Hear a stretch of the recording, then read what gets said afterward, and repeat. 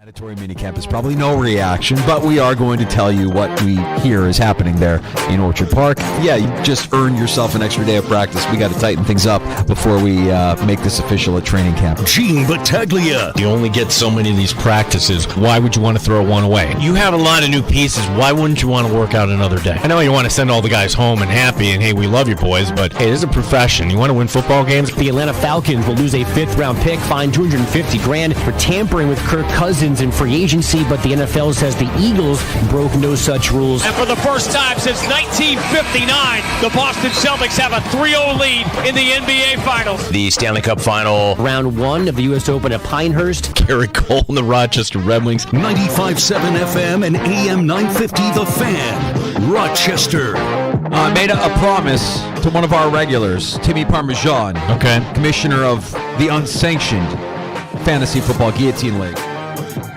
He wanted me to ask right off the top today, Gino, ask you about the Mets' new prospect that threw out the first pitch last night. Oh, come on. Dude, we have the Celtics on the verge of winning a championship. We have the U.S. Open. We have Garrett Cole pitching tomorrow night. And we're going to start with this? We're going to start with this. I have a simple question. Did they sign him to the Bobby Bonilla contract?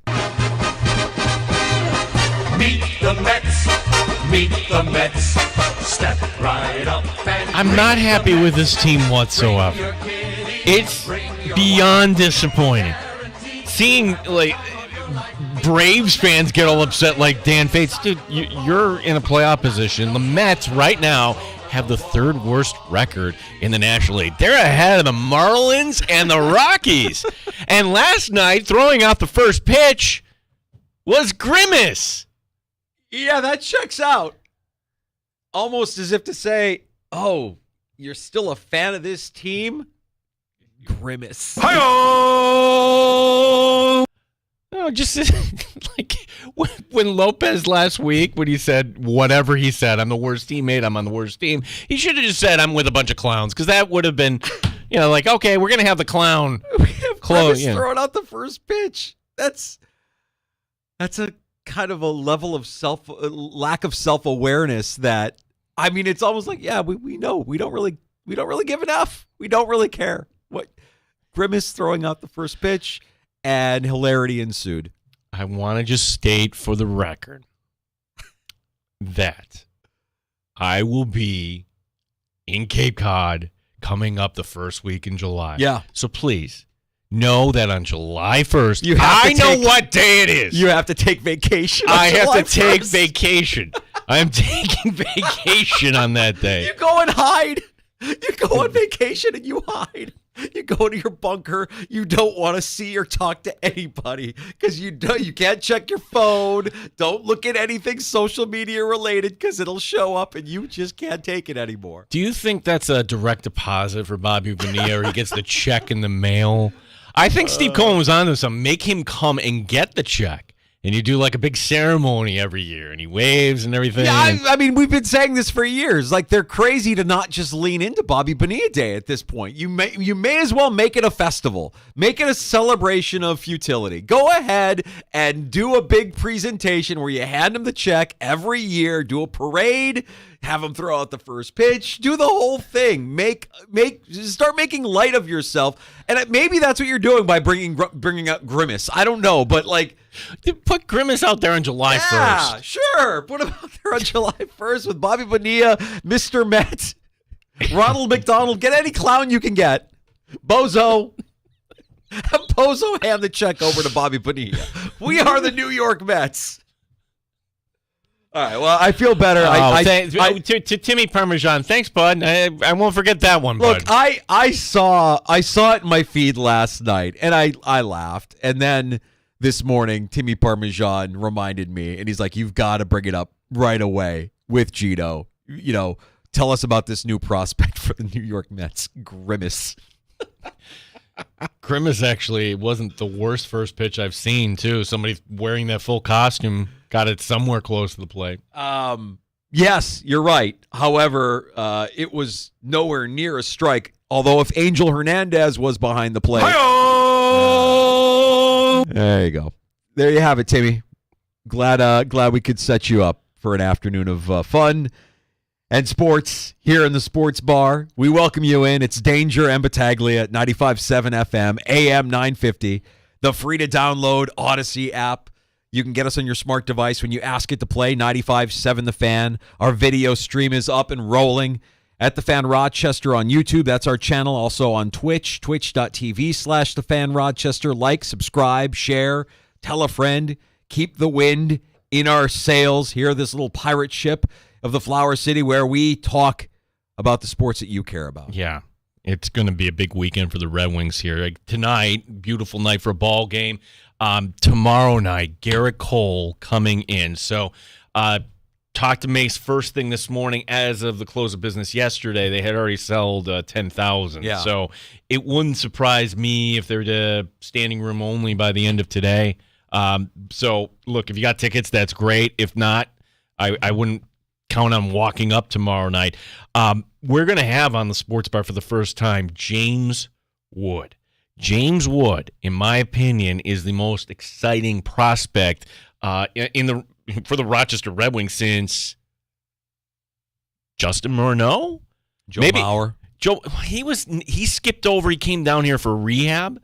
Francisco Lariano, Drew. Yeah, okay. But, I mean, I'm going back years, though. You did it wrong, by the way. It's not Francisco Lariano. It's Francisco Lariano. Thank you.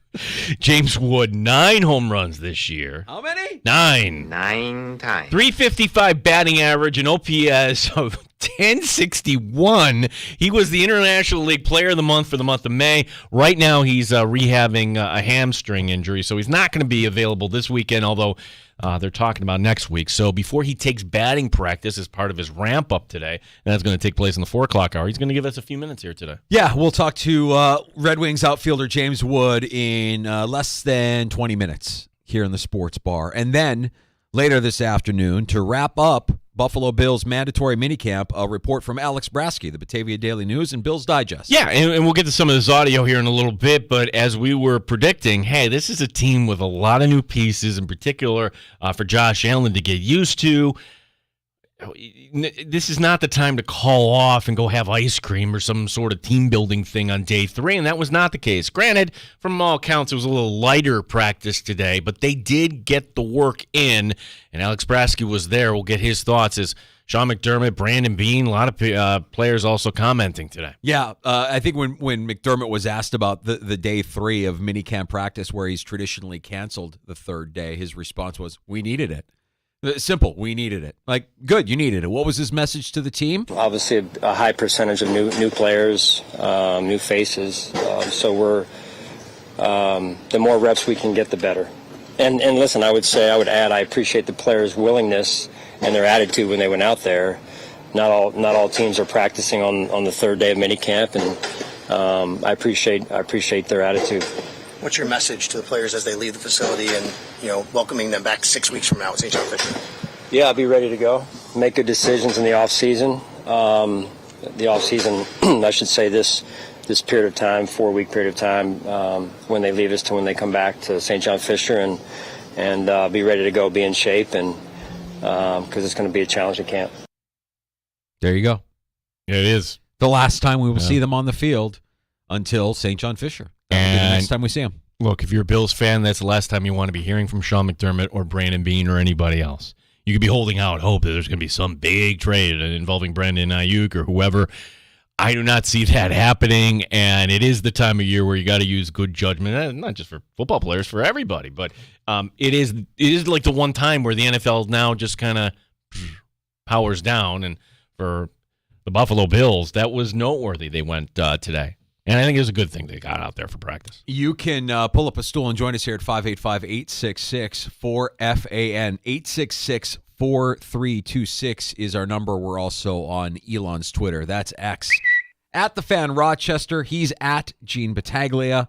I am at AKA Mike Danger. Where do we want to start today, Gino? I mean, we do have a lot from Brandon Beane. We have a Game 3 from last night in the NBA Finals. We can preview tonight's Game 3 of the Stanley Cup Final. There's a lot of action going on. The U.S. Open is underway. Let's just start because with Game 3 last night, and it took the story arc I think we all expected. Dallas going back home. Dallas getting off to a big lead. Oh, here's the Celtics coming away. Chip away. And Kyrie was better last night. In fact, that was the Kyrie you would expect. But you can't have just two players. Players not named Kyrie or Luka combined for just 37 points. And for Luka last night, and I think Doris Burke keyed in on this first. Stop complaining. You know, like it seemed like you're just looking for calls that weren't there. Dude, he was insufferable last night. And it cost his team the game. He's the best player on the court. He was insufferable. Every shot was a complaint to the official. It slowed him down. He'd land on the ground. You know, it was almost like he was trying so hard to lean into fouls and to get that and one. And then when he didn't get it, the petulance to the officials slowed him down. And Boston just played ball. They were just playing ball. Are there There's always going to be missed calls. Always. They pointed out whenever that should have been a foul. Oh, that was a clear foul. That should have been a foul. How many times? Basketball. It's basketball. How many times during a game do you hear it? You hear it multiple times during a game. You have to keep playing. He was insufferable last night. And to foul out when he fouled out, to take that. Oh. Well, because if you didn't stick with it, again, the story arc. Celtics, hey, we're back. Here we go. Woo, we're cruising. Hey, this 21-point lead, poof, went down to 3. 4 minutes to go. Place is going nuts. But Luka's still in there with the 5 fouls. He commits the 6. No. Challenge it. It was a foul. It was a foul. So he fouls out, and that was as close as they would get. I believe that his attitude towards officiating last night cost his team the game. He's so good when he's on, but he was gripping last night. He was really, really leaning in to trying to get that and one with every shot he took. And it wasn't happening for him. The officials were letting him play. So Boston's got this. Tomorrow night, when everybody's watching Game 4, when you're watching Garrett Cole at Innovative Field, I want you to think of me. I'm going to be looking for a place in my house where I can find a spot because my daughter's got a sleepover with all of her teenage girlfriends and for her birthday. And I will be looking for the Celtics to win their title tomorrow night. I just got lucky. Like I did this months ago. Looked at the schedule. Hey, that's Father's Day. My father-in-law, big Yankees fan. Let's go to the game. Picked Friday night. And there was a couple weeks ago when you're I'm doing the math and you do the every 5 days. I'm like, there's a chance that Cole could come to Rochester. And I truly believe, I don't know this for a fact, the reason why they kind of waited on it was they were looking at the weather. Now, the weather apparently tomorrow, it's going to be a little rainy in the morning, but by the time we get to game time, it should be a nice night. And who would be the biggest name? And I was reminded of this, our coworker Frank today, we were talking about it.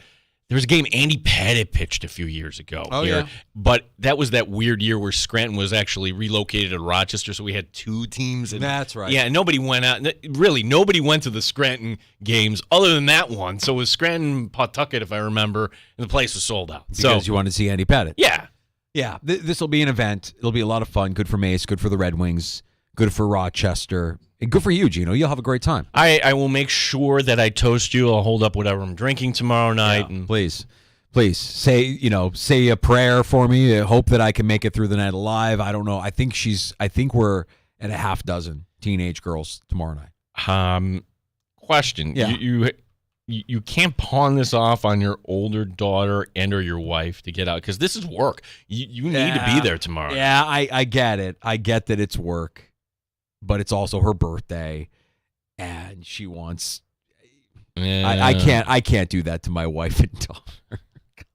I gotta be supportive. But thoughts and prayers. If you could send them my way, I would certainly appreciate that, Gino. Tonight, the Stanley Cup Final shifts to Edmonton. It's a different level of intensity for Game 3 tonight. Well, this is it for Edmonton. It's it. I mean, yes, teams have come back in hockey down 3-0 is where they haven't, but you can't do that. I think it's simple. What is the status of Barkov? And he's playing, but is he going to be effective? Because when we were joined earlier this week, was it Dennis? Yeah, it was Dennis Bernstein who said, like, hey, based on game one, it'd be Bobrovsky who's the MVP here. No, your Conn Smythe winner, if Florida wins this, it should be Barkov. You're nodding your head, maybe. I don't know, man. I mean, Dude, they faced 7 shots in the first 2 periods. I know. Bobrovsky has been fantastic, though. Like, the amount of saves he's made, high danger scoring chances, stopping things from up close, shots from the slot. He's been fantastic. Barkov is exceptional. It's just a little harder to look at what he's done. I mean, if tonight is a high-scoring affair, and Barkov continues to kind of eliminate Connor McDavid from the score sheet, then I would say, yeah, if Barkov finds the back of the net or something like that happens, then yeah. If it remains a low-scoring affair, if Bobrovsky gives up one or none, I think, because Barkov, we know he's not going to really be – he's skating. He's going to be out there. Is he 100%? Nobody's really 100%. But I mean, he was questionable going into this game. So will the Oilers get their desired outcome by messing with Barkov at the end of Game 2? Will he be a little off in Game 3? That's what remains to be seen tonight. I tend to believe Barkov's going to be fine. He's so good. He's setting up Evan Rodriguez. Evan Rodriguez, the leading scorer in the Cup final. That's right. Yeah, that'll be tonight. That's exciting. And again, if you find yourself in a 0-3 hole, if you're Edmonton, you might just be packing it up, because I don't know that you're coming back from 0-3 when you got this good Florida Panthers team punching you around. In the NFL today, Gino, we finally got a little closure on off-season tampering. And if there's a message that the NFL is sending with this closure, it is, feel free to tamper. Tamper away, teams. If you want a quarterback and the only price to tamper is a 5th-round pick, woo! Yeah. If I'm a Viking fan, I'm screaming murder on this, because the Vikings actually wanted Cousins back, and they disclosed, hey, we're going to draft a quarterback. And no, that was never the case, because Atlanta was in there from the get-go. It's a 5th-round draft pick that they've been docked. They've been fined $250,000. The general manager, Terry Fontenot, fined $50,000 individually.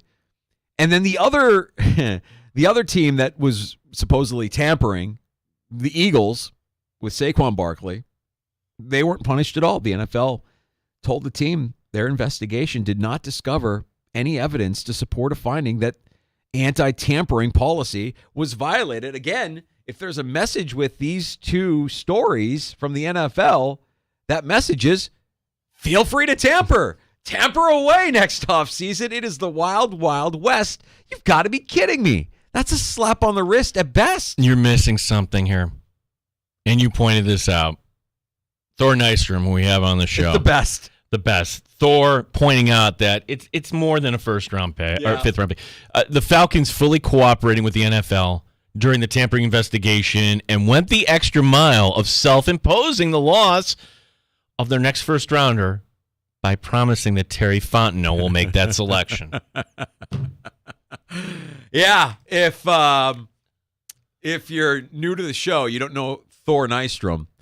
He's our superhero of the spread. He knows his college football. He knows his draft. He does his prep, and he's a Take of the Year nominee after we had him on post-draft and asked him about the Falcons' decision to draft Penix in the 1st round. The guy who's running that room, Terry Fontenot, he does that every single year. He just torches assets.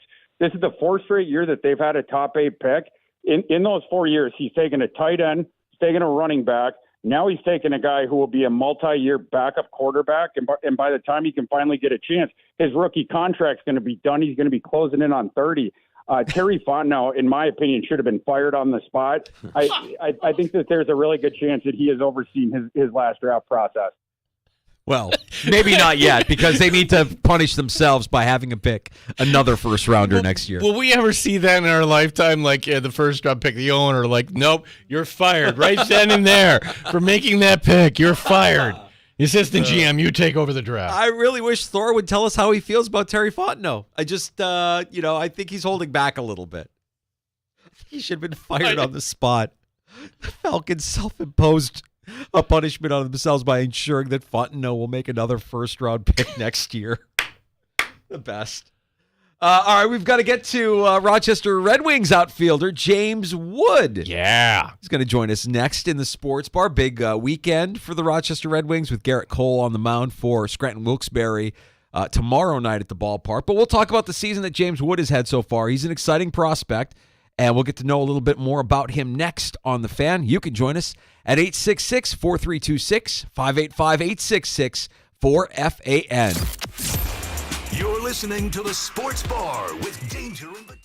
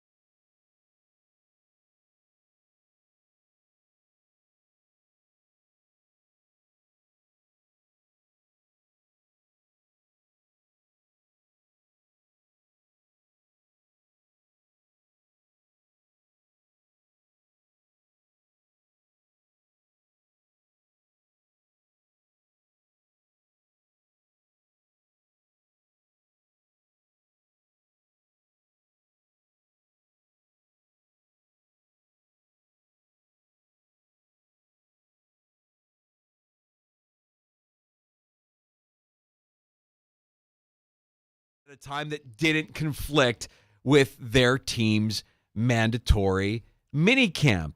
This is the same Aaron Rodgers who did the same thing while he was in Green Bay, and in the process alienated his teammates at a time when they looked at a younger quarterback in Jordan Love and thought, yeah, maybe he can be our guy. So I don't want to say immediately that this is nothing. It may be nothing, or it just may be a big deal when you're the only starting quarterback in the NFL who can't show up for his team at mandatory minicamps. And if I may, Gene, I'd like to go a little bit further when it comes to Aaron Rodgers, because I know how much people love to play the what if game. You know, it can be sometimes torturous when you look back on a less than desired outcome for your team. So we like to fantasize about what could have been. Here's one for you. What if Green Bay's B.J. Raji hadn't gotten a pick six in the 2010 NFC title game? This is a game that's near and dear to my heart. You remember it, I remember it. The Bears in that game maybe go to the Super Bowl, which would have put Big Ben and the Steelers opposite Jay Cutler's backup, Caleb Haney, in which the Steelers likely win that matchup. Roethlisberger would have had 3 Lombardis for his career, which would have made him one of the Super Bowl era's best half dozen quarterbacks. But also, Aaron Rodgers is then actually worse off than Dan Marino, who at least got to a Super Bowl. Now, Rodgers is a Hall of Famer, but I just think that's another example of how dangerously close he is to being Tony Romo. I thought you were going to say the quarterback for the Lions there. Oh, Jared Goff? Jared Goff. He's Jared Goff. Jared Goff has been to multiple Super Bowls. Yes. Right? Yeah, like the fact that Aaron Rodgers only got to one. Boy, that is a fun what if. And I know, like you say, don't play the what if game, but that was... I'm wrong. Jared Goff got to one Super Bowl. I'm right. He got to one Super Bowl. He got to one. Not multiple. I apologize. But yes, you get my point. It's interesting about Rodgers not being at this camp. And you could say it's nothing. However, let's use the Buffalo Bills in this analogy, this example, because, hey, who was the team that was explosive for the wrong reasons last year? We remember this, and it was Diggs, and everybody put on a nice, happy face when it came to training camp. But there got to a point in the season, and it was after the coordinator was fired. It was a game against the Patriots where, wait a second, Diggs isn't out there to begin the half. Wait a second, Diggs isn't out there on third down. Things that you kind of recall and you can piece back to what was that really about back in June? And where everybody said, hey, we moved on, and Diggs said all the right things, and everybody moved on. Did they really move on? Because let me tell you what's going to happen with the Jets. They're going to get the training camp, and people will ask Rodgers about it, and players will ask, and they'll all say the right things. They'll all be coached up on it. Well, Robert Saleh will come across as bumbling. But my point is that this will kind of come back, and we'll say, oh, that's right. Maybe the players don't have his back here. Ultimately, this Jet season, I see the arc going like this. They'll lose to the Niners, and then they'll get a bunch of comfy wins, and maybe they beat the Bills on that Monday night game. And we're mid-October, and look who's taking over the AFC East. But at the end of the day, I don't think that anything's going to change in New York. It's a 40-year-old quarterback. It's a banged-up offensive line. It's an idiot for a head coach. Yeah, I saw Peter, one of our regulars on Twitter, put it up. The question we asked yesterday: what do you think is more likely, this Jets team making it to the postseason, or this Jets team cleaning house? I think they clean house. I think they end up cleaning house again because of this absolute mismanagement of talent, and they have talent. It's a shame. Gino, with minicamp coming to a close, we get training camp now, and I love when we get these relationships, and I have people like Tony, not the Tony you know, but hey, of course you know a guy named Tony because he's Italian. This is Tony Lapani. Oh, another Tony. Yeah, another Tony. He basically said, I love your camp shows. I'm like, yeah, I mean, we try to have fun, and it's because of the guests, the players, and certainly the media types. And we love talking to Jim Miller, who played for your Bears and the Steelers. Yeah, he comes through on his camp tour all the time. And Jim Miller today putting out his top positional groups at linebacker. Number 1, he says, is Washington. Now, I got to read up here. Washington has the best linebackers? Okay, good enough. Number 2 is the Buffalo Bills. Rounding out the top 5, San Francisco, Detroit, tie for 5th, New Orleans, and Pittsburgh. Look, if Matt Milano is healthy and seems like he's trending in that direction, that is an exciting pairing with Terrell Bernard. We didn't really get to see the peak of that last year, did we? But what we saw was really, really good. And you have the quality depth at linebacker between the veterans and Dorian Williams who you're grooming. If Matt Milano comes back healthy, and in a bigger if you can get one more year, just one, on a defensive tackle, Daquan Jones, because when he got hurt last year, Danger, he was playing. I'm not going to say Pro Bowl. I'm going to say All-Pro. He was that good for that period, but he's getting up there in age. If you get something out of Jones and you get some run stuffers, I think the Bills' defense is going to be very difficult to run against. I wonder if you see a shift from, how the defense is kind of called on the field, because it was always Poyer and Hyde acting like the generals on the field and making sure everybody was where they needed to be. Does that change, that shift a little bit? I mean, I shouldn't say it was all Poyer and Hyde. I know Bernard is, wearing the green dot and. But when it comes to the back end, correct. I don't think anything changes in that regard. So if something does change, then you really don't have a safety that Sean McDermott trusts. But if you're Sean McDermott, you love this. I mean, this is as close as what you've gotten in Buffalo to what you had in Carolina when you had Thomas Davis and, of course, Luke Kuechly. If you've got a Milano and Bernard pairing and they're healthy and they can stay on the field together through the course of the season, I think the Bills' defense gets by. I'm a little worried about the pass rush. I think the defensive ends, we need some work there. You're going to be able to throw on this team. That's going to be the thing. But it used to be the bugaboo. I remember doing this show early on, like, oh my gosh, look at these running backs going all over the place in the Buffalo Bills. I don't see that anymore. I think, Rousseau's very good against the run. Von Miller, I think, may be the weak link out there, in terms of run defense. The Big 12 is exploring selling their naming rights to a title sponsor, with the potential revenue being in the neighborhood of hundreds of millions of dollars over the course of the deal. This isn't a media rights thing. It would be one of the largest commercial deals in collegiate athletics history, aside from those media rights deals. So what does this mean? What am I talking about? Prepare for the All-State 12 conference. Maybe the Geico 12. I'm not sure. Beef O'Brady's 12? You're going to sell it to anybody, right? Yeah, we've never seen it and it's not major league, but I'm putting it on that tier. We've seen it in the G League. Certainly NASCAR has made a living off this. They tried this in baseball. No, we're not going to call it the International League anymore. We're going to call it AAA East. Okay, and they were trying to sell the naming rights, and guess what happened? They didn't sell the naming rights, so it's back to the International League. So this is noble. But what's different here is that the Big 12 is in negotiations with a private equity firm to sell 15 to 20%. That's huge. That is other people's money investing in a conference.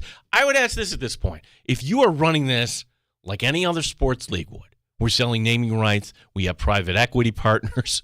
It's like that's as close as an owner. You can't own West Virginia football. But if you're a private equity partner, we can offer you 10% of the profits. Oh, my gosh. This is a pipeline that is going to be unbelievable. My question is, what the heck are we doing with the NCAA? At what point do the presidents like, I'd say the Italian swear word, but I wouldn't do it. Yeah. No. You go away. Like, why would the NCAA and all their outdated policies and everything, at some point, I think it's coming closer than we all realize, these conferences, they're going to break away. Hey, when do the Saudis get involved? They've got big money. Is college athletics going to say no to that kind of money, that kind of wealth, if it comes their way? Well, when you have private equity, what do you do with that money? We reinvest in the school. Yeah, or you could funnel that and actually pay your talent. The Live 12. The Live 12. The sports washing continues. Yeah, I can't wait to see who ponies up. Which brand believes that there's value in becoming a conference. Well, college football is going to look a lot different for various reasons next year. And one of them, we haven't talked about this. When it's bowl season, we just kind of like, all right, put the game on, and there's the Reese's peanut butter logo. There's a Pop-Tart, whatever they put on the field. There's a logo whenever you watch a bowl game, right? Well, you can now put a logo there year-round. So that's another big. Are you kidding me? Yeah. A logo on a college football field? You can't do that in the NFL, but you're Alabama, you're any of these schools that are going to be in prime time. What is this going to look like? It's going to look like a commercial. Yeah. A giant commercial. It already is. I mean, let's face it. It's a made-for-TV product. And what makes it is profitable. It's the media rights, and they make their money back with all of those ads. It's one giant commercial already. But at some point, your brain kind of flicks that stuff out. Like when, way back when NASCAR started getting popular, like, oh, there's the M&M's car. Hey, there's the Kodak car driving around. You don't even pay attention to that I don't know, stuff man. I've been anymore. watching the NBA Finals and feel like I need to get some business cards all of a sudden after looking at the Celtics uniforms. Wow, that and like, wow, YouTube. Wow, I should just subscribe to YouTube right there on the court. Yeah. It's a giant commercial. It's not going to get any better. It's only going to get worse. Dear NFL, please don't go down this road. I know it's tempting. I know you probably get massive offers. I know Jerry Jones would love to put some ad on his jerseys, but that is the one sport where the brand should be bigger than Verizon or whatever you're going to put on your uniforms. Hey, let's shift gears and talk some Buffalo Bills next. Alex Brasky is going to join us next hour. He stops by the sports bar with his report from day 3 of Bills' mandatory minicamp right around 4:25. But I think there's a conversation to be had centering around our guest in the sports bar tomorrow. And I'll tell you the backstory of how Ty Dunn will be joining us in the sports bar tomorrow afternoon and what exactly it might mean. Yeah, this is really interesting. And that the why and the how behind the why he's coming on. Yeah, we'll get to that next here in the sports bar. 866-4FAN if you want to pull up a stool.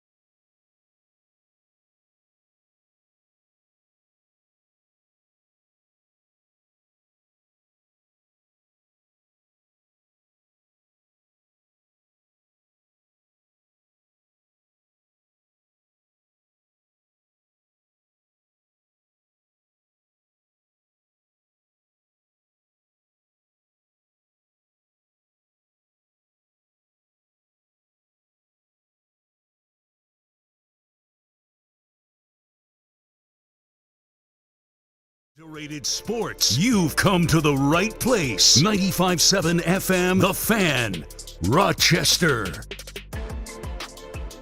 So I'm on X this morning, going through my feed, scrolling, just catching up on everything. Couple of thoughts. First thing, is Tom Brady going to run for president at some point? Because that speech he gave about football and life is hard and everything that went into it.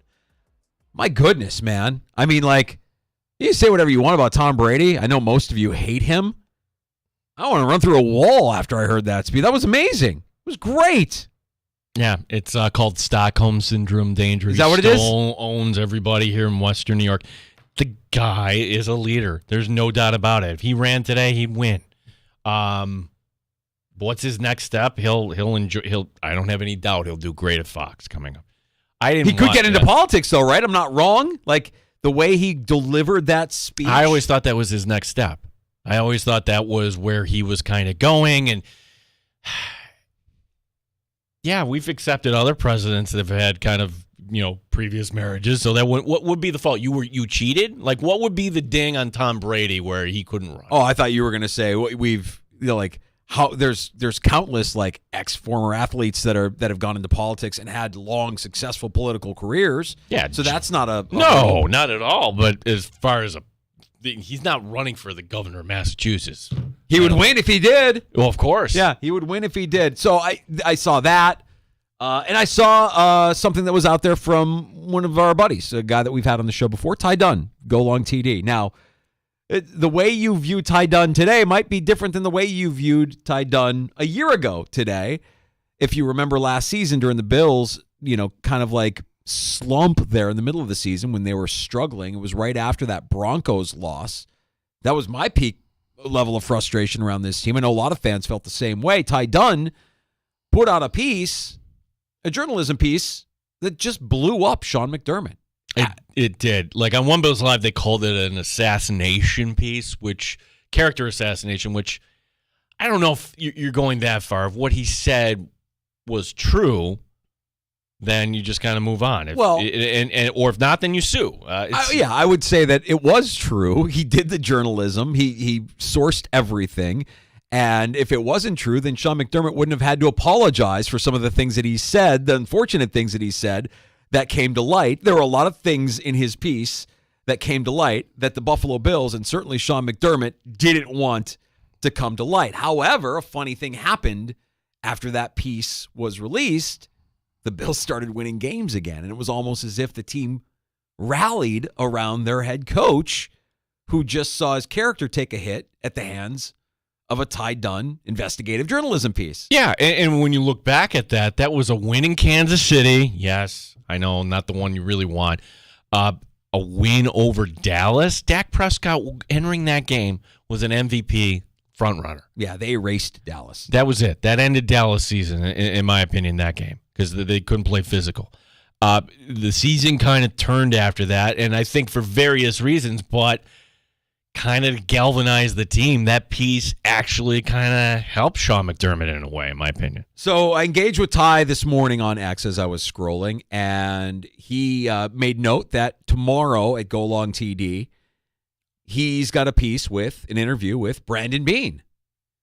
Oh. I'm like, what? What? And like, I my initial thought was Ty must have some kind of electric charm that the Bills would want to grant him access to their general manager. And when I said that to you, Eugene, you had a different reaction. You're like, no, that's not what this interview is about. No. Take your favorite cliche. Keep your friends close, your enemies closer. Like Brandon Beane and Sean McDermott are very close. Sean McDermott is not going to sit down with a bar, a Ty Dunn, and let bygones be bygones. That's not Sean McDermott. However, Brandon Beane can go in there. And you were talking about Brady the politician. Look, Brandon Beane is a politician too. Question. Don't get any. He is great when it comes to agents and dealing with the media. When does Brandon Beane ever say the wrong thing? And when you have more time, meaning now, this is a good time to do a little bit of relationship building, even with the person who's looking at you the other side. Like to the Buffalo Bills inside that office, I guarantee you, that Ty Dunn, he's Putin, okay? He is the guy you got to deal with, but this is why you see world leaders sometimes sit down and maybe you have your differences. This is Brandon Beane trying to diffuse a situation before it happens, because guess what's going to happen this year, Danger? We're going to get to a point of the season where it's not going to look too good. I don't know if that's 6-6. Dare I say that's 4-7. It could get ugly this year. And you know when that happens? Hey, guess what? What's the problem here? You have Josh Allen. You have all this talent. It's going to come back on the coach. Mm-hmm. And who's going to be the first person to say, aha? Or people will be inviting on. And joining us now on the program is going to be Ty Dunn. This is a move, and I'm going to ask Ty when he joins us tomorrow, is this a move to butter you up? I'm going to read what he has to say. A preemptive strike. Right. A managing of expectations. I mean, they've already said this is their words, I believe, retooling year. We're retooling this year. They're not using a rebuild. They're not in a rebuild mode. You have your quarterback. You have your head coach.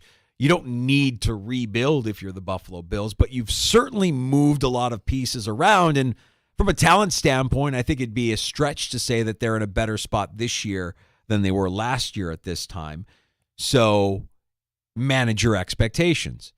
And if you have that conversation with Ty Dunn now, maybe it prevents Ty Dunn later from doing the piece that he did last season that exposed the Buffalo Bills and their head coach for being a little bit less than desired. It's a business lesson here, because if the Bills could do it all over again, and I got to be honest, I don't know what led up to this, but Ty Dunn had his media credential revoked. Now, yeah, we don't see Ty at training camp. No. And look, I never got my media credential revoked, but it was actually something about it with somebody we had on the show, Dante Whitner. I got called into Scott Birchall's office about something I said about Dante Whitner and the situation he was involved in, and he wanted to correct me on a few things. And he didn't say credential revoked, but whenever that happens, and this happens to reporters all the time, you have to go in there and listen and hear that. And as it turned out, I took down the post. And this was back when we first started posting stuff back in 2008. Did the Bills, whatever set them off, call Ty Dunn? Did Ty Dunn? I don't know all the backstory, but you're going to have people that say things, and I'm sure that our friends in Buffalo for WGR, they'll get those phone calls. We on our show haven't gotten anything here on our, but I'm sure someday we will. Well, and I also think, you could look at the work that Ty Dunn does, and if you're a Bills fan, you could view him as an enemy for doing what he did last year. There's a sick and twisted part of me that actually does believe that piece unified that locker room, or at least brought them around their head coach, or brought them closer to their head coach, because he got crushed that week. The media crushed him that week. He had to answer for things that he said and deal with distractions he doesn't want to have to deal with in the middle of a campaign. Yeah, I mean, this is days after Veterans Day, and you are citing as an example the hijackers of 9/11. Sometimes coaches live in their own bubble that they don't understand why that's a bad thing. Right. And look, we can't. Same thing with Rory and Erica. Hey, you can forgive. Not going to forget. And there were a lot of players who did not forget that early speech from Sean McDermott when that came out. It's like, oh my gosh, how do we not talk about this? This is not appropriate. Yeah. Well, that'll be tomorrow, 4:25. Go Along TDs. Ty Dunn stops by the sports bar, and we'll talk a little bit about his conversation with Bills GM Brandon Beane. Yeah, you got to give me that book back from Ty Dunn, by the way, the tight end book. Oh, did you loan that to me, or did you give it to me? We only got one. Oh. So I read like the first two chapters, and then you powered it down. I have it. Yeah, I can give that to you. It's a great read. Yeah. I mean, Ty's a great writer. I have a lot of respect for that guy, and I love that we were able to put something together to have him on with us tomorrow afternoon.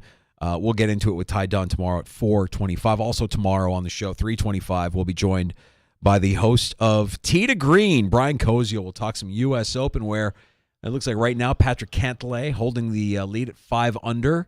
His round is done for the day, and he who shall not be named is sitting in 4th at 2 under through 9. Yeah, shall not be named, making nice with his wife and everything. What if he wins? Like, what is the scene always? Like, Augusta National certainly is like, hey, here comes the prop. Here is your wife or your girlfriend. Here, Most awkward post-round interview ever. Yes. Yeah, like I go back to the memorial. Hey, it's Mother's Day. You don't talk about the mother of your children. Okay. Yeah. Well, that remains to be seen. Pinehurst is being your typical U.S. Open golf course. There's some shots that have probably crossed your feed that when you see it, you're like, oh God, that course is unforgiving. That is brutal. We'll keep you updated on that, and Brian Koziel of Tee to Green will stop by the sports bar tomorrow to give us his thoughts before we get into the weekend's action at Pinehurst. By the way, they Juan Soto with a single in the 7th, so that breaks up the no-hitter. The Royals still leading the Yankees 2-0. Speaking of Brandon Beane, he had a little time with the media today. We'll get to some of what he had to say, and we'll get a report from today's practice. Alex Brasky, Bills Digest and the Batavia Daily News, stops by the sports bar at 425. You can pull up a stool at 585-866-4FAN, 866-4326. You're listening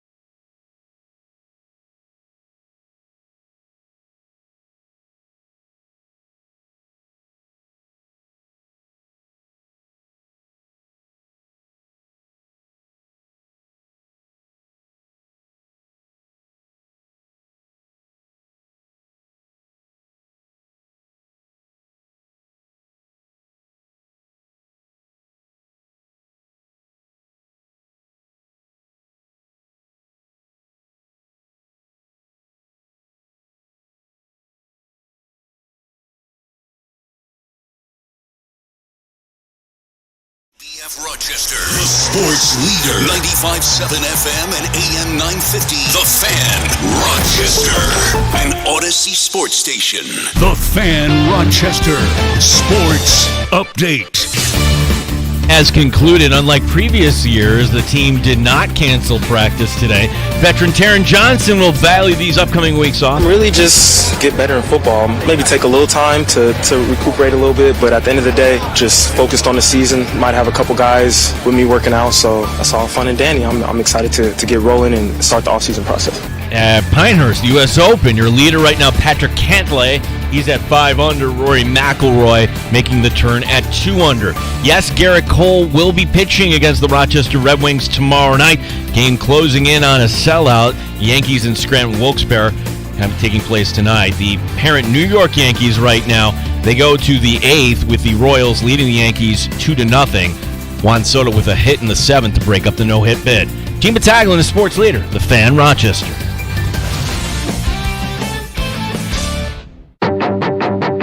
The Sports Bar with Danger and Battaglia. More reps you get on the field, more prepared we're going to be for camp. You kind of like locked and loaded on, I'm here, so that's just what my mindset is. But just the way from Joe Brady leading us to coach taking over, I think it's going to be a fun, electric year to watch the Bills offense. Mike Danger. Best reaction to have the mandatory minicamp is probably no reaction, but we are going to tell you what we hear is happening there in Orchard Park. Yeah, you just earned yourself an extra day of practice. We got to tighten things up before we make this official at training camp. Gene Battaglia. You only get so many of these practices. Why would you want to throw one away? You have a lot of new pieces. Why wouldn't you want to work out another day? I know you want to send all the guys home and happy, and hey, we love you boys, but hey, this is a profession. You want to win football games? The Atlanta Falcons will lose a 5th-round pick, fined $250,000 for tampering with Kirk Cousins in free agency, but the NFL says the Eagles broke no such rules. And for the first time since 1959, the Boston Celtics have a 3-0 lead in the NBA Finals. The Stanley Cup Final. Round 1 of the U.S. Open at Pinehurst. Garrett Cole and the Rochester Red Wings. 95.7 FM and AM 950 The Fan, Rochester. Why did the Buffalo Bills practice again today? In the words of Sean McDermott, we needed it. Day 3 of Bills minicamp has concluded. And the next time we see the Buffalo Bills on a football field, it'll be at St. John Fisher University. We'll get to some of the comments made by Bills GM Brandon Beane today when he spoke to the media, and Alex Brasky of the Batavia Daily News and Bills Digest stops by the Sports Bar in about 20 minutes with his recap from today's session. We welcome you into the Sports Bar. It's Danger and Battaglia at 95.7 FM, AM 950, the free-to-download Odyssey app. We've got our video stream up and rolling for you on our YouTube channel, The Fan Rochester. We're also on Twitch, twitch.tv/The Fan Rochester. You can even get us on your smart device when you ask it to play. 95.7 The Fan. What we know about this offseason for the Buffalo Bills is, their words, it's a retooling. We're retooling. We've got a lot of new faces. We've taken some chances on some players. We brought in some players that don't have any experience, but we still have Josh Allen. Yeah, gosh, what's the cliche in college sports? Oh, we don't retool. We reload. We don't rebuild. Well, you'd be lying to your fan base if you're saying reloading. I mean, you look at this wide receiver position, and there's a lot of hope. Hope is not a plan, Danger, but you're hoping right now that one of these guys pop. Look, Chase Claypool had a good week in shorts. Well, Brandon Beane did spend some time today talking to reporters and sharing his thoughts on second-round draft pick, rookie wide receiver Keon Coleman. I think Keon's worked hard like anything.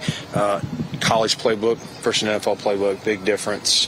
The verbiage where he's lining up, the side adjust, all the variances he's got to do. Even just what we ask in the run game for our guys. I don't know specifically what he was asked there. Some schools are, there's very little. It's just like if it's not a pass play, take a play off. That's not here. He's got to be involved in all phases of our offense. So, but I see a guy who's working hard, who's competitive. You guys have gotten to know his personality. He's genuine. That's truly who he is. And like anything, he's going to have bumps in the road. He's a rookie, and I think we all need to understand that. But I think him and Josh are working on that rapport that's going to be necessary between quarterback and receiver. What's the best case scenario for Coleman this year? I mean, best case scenario Yeah, is rookie of the year. I mean, Well, offensive rookie of the year. But realistic. What's a realistic expectation for him? What are we saying? 650 yards? I put a little higher. Because if nothing really pops, like we're all expecting it's going to be Kincaid as your leading receiver in terms of receptions and yards. Well, maybe that's your expectation. Look at what Kincaid did last year and then say that that's what Keon Coleman could do. Yeah, I'm of the belief that Shakir, don't sleep on him. I'm going to die on that hill. So my expectation for Keon Coleman, the best case scenario, is actually wide receiver 2 on this team. Shakir, one of the many Buffalo Bills injured during mandatory minicamp, but looking to be 100% by the time training camp gets underway. Brandon Beane speaking on the health of the Buffalo Bills. Yeah, there's a few here and there. We got some nicks and bruises. I think Khalil's going to be okay. I'm hopeful that everyone will be ready when we start or close is the goal. Obviously, they got to work through the summer. And what about the team growing together? A lot of new faces. A lot of new names in different positions. Brandon Beane on the Bills' growth this offseason. It's good to see, Mitch Trubisky getting a chance to run with the ones a little bit, lead those guys. I thought he had some really good drives. Him being here a couple years back, bringing him back on and just seeing him reacclimate. But a lot of young faces, a lot of new faces, some guys, obviously rookies trying to make a name for themselves, but some vets that have bounced around. We got a lot of competition, obviously, at receiver and, on the offensive side. Defensively, different guys trying to earn spots, made some plays. It's funny, you got all different categories of established players that were paid or drafted in certain areas that are trying to establish themselves, and then new guys on this team trying to learn and make sure they know what to do when they get to training camp. Question I want to ask Alex Brasky when he's coming up here, because as now we're looking ahead to Fisher, there is a player every year that will begin to pop, and it will begin, the chatter will begin, and we'll kind of latch on. The Camp Darling, somebody that is not on our radar. And more often than not, they're not on our radar for the reason that, they're not going to make this team. See, making the team Eddie Yarborough. I remember the Eddie Yarborough camp. Wow, he's going to be an addition. Then a couple of years later, he's out of the league. But on the flip side, a 6th-round pick in Christian Benford. We started hearing, wow, there is something to this Benford, and you see the reps. And even though we can't exactly report on that, he's playing with the ones. So I guess my question is, Danger, there seems to be lots of opportunity for one of these finger quote unknown players if they want to become the Camp Darling at St. John Fisher. Well, you talk about unknown players. You talk about a team that's taken some chances on players, whether they're inexperienced or they're being reclaimed here by Buffalo with a chance to turn around their career. Brandon Beane addressed that as well today when he spoke to the media. Well, you got a 90-man roster, and so you're trying to look for everything, and you want it to be as competitive of a roster as you can. And sometimes the known player who's your 88th player, you already know when you bring him in, this is what he is. This is what he's going to be at the start of camp, and this is what he's going to be at the end of camp. Whereas maybe you're getting a guy here that's a little rawer, less experience, but has the pedigree, the ability to have a higher ceiling. And so let's take a shot here or there. If it makes sense, everything checks out. And so those are why we would take a shot on those. Easier to do that at 90 than, these guys are going to have a hard task, both the guys we're talking about, of going from the 90 to that 53. Yeah, to say the least. Like, if either of them, the one definitely, the draft pick from England will be on the practice squad because you get the freebie spot. Yeah. Like, Stevenson, does he even make the practice squad? And if so, why? I'm glad you brought him up. Brandon Beane spent some time talking about the Olympic gold medaler who is on this 90-man roster as of right now. Yeah, we had some talks. I think Sean was having a conversation with someone in the wrestling world. I can't remember who it was. And we got to talking about, we've always talked about various, with his wrestling background and pedigree, guys that make position switches. Obviously, sport switches. We brought in the lacrosse player at rookie camp. And so we got his number. I had one of our pro guys call him.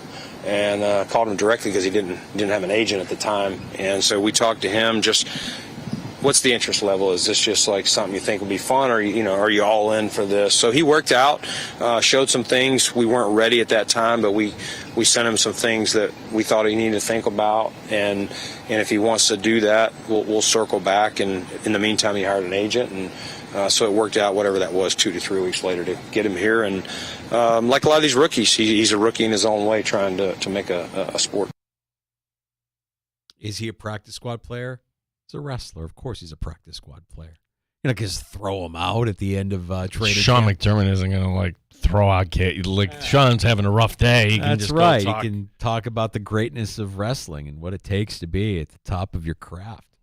Gold medalist.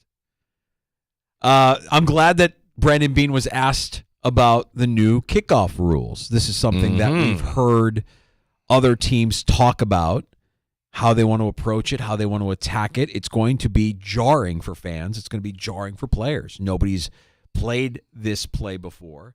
We've only seen it in the XFL. We don't really know what kind of an impact it's going to have on the outcome of games this year. Brandon Beane was asked about the new kickoff rules in the NFL. I'm not going to think a lot about it on the golf course, Sal. I'm really not. I think we've thought about it. We've talked about it since it passed in March. And there's some unknowns that I can't answer over the next 6 weeks while I'm trying to make that 6-foot putt.